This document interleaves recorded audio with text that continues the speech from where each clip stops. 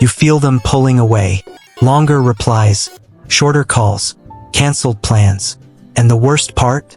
You keep checking your messages, wondering what you did. But here's what no one tells you. The pull away isn't about you. It never was. You start to notice it slowly. A text that used to arrive in minutes now takes hours. A voice that used to be warm sounds guarded. You ask if everything is okay.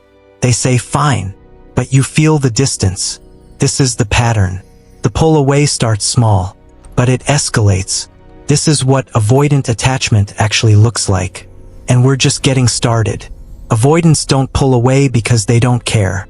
They pull away because closeness triggers something deeper.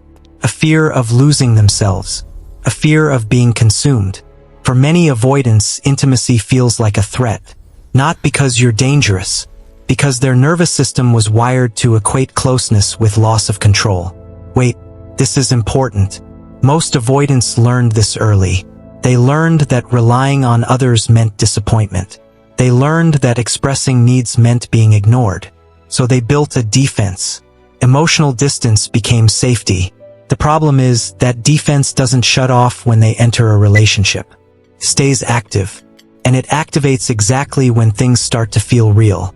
Everything so far explains the surface. But the real reason they disappear, that's next. The avoidance cycle follows a pattern. Close, then distance, intimacy, then withdrawal, warmth, then cold. It's not manipulation. It's regulation. They get overwhelmed by connection. So they pull back to breathe. The moment they feel safe again, they return. But by then, the damage is done.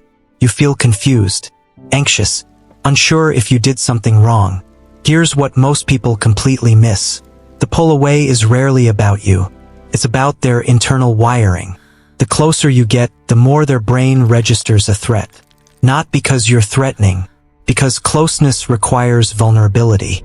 And vulnerability was never safe for them. This is why avoidants often choose partners who are emotionally unavailable. It's familiar. It doesn't trigger the fear. But when someone genuinely shows up, the fear activates. This is the hidden pattern. And it leads somewhere.